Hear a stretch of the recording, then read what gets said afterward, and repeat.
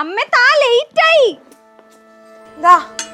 എടാ നീ കൊച്ചിനെ ഒന്ന് കൊണ്ടുവിട്ടെ, അവള് താമസിച്ച്. ഒന്ന് പോയാമേ. അമ്മയ്ക്ക് വേറെ പണിയൊന്നുമില്ലേ? അവന് 100 വട്ടം ജോലി ഇവിടെ കാണും വേറെ. അതിനിടയ്ക്ക് നീ എന്നെ കൊണ്ടുവന്നിട്ടല്ലോ. രാവിലെ ചൊറിയാൻ വരല്ലേ? ചൊറിയാൻ വന്നാ നീ എന്തോ ചെയ്യും?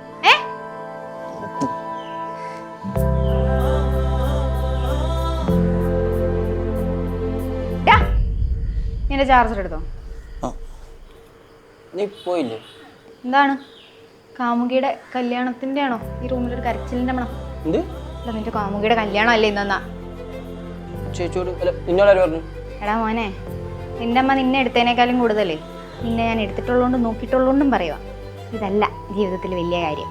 നിനക്കെന്തോ ആർജയാവണമെന്നോ അങ്ങനെ എന്തോ അല്ലേ ആഗ്രഹം? നീ അതിൽ കോൺസെൻട്രേറ്റ് ചെയ്യാൻ നോക്ക്. നിന്റെ ആഗ്രഹത്തിന് ഇവിടെ ആരെങ്കിലും തടസ്സം നിൽക്കുന്നുണ്ടോ? അതല്ലേ ലൈഫിലെ ഏറ്റവും വലിയ ലക്ക്. കരഞ്ഞു നോക്കിക്കൊണ്ടുള്ള ഇരിപ്പ് കാണുമ്പോഴാ. സ്വന്തം കാമുകിയുടെ കല്യാണം ആവുമ്പോൾ കുറച്ചൊക്കെ കരയാം.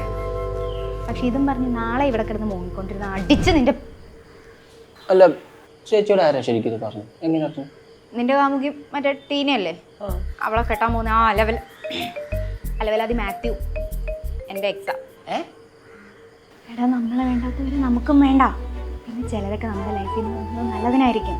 അല്ലാതെ അവളുടെ ഫോട്ടോ നോക്കിയിരിക്കാൻ പഠിക്കും. ചേച്ചി എന്നെ കൊണ്ടുവിടാം.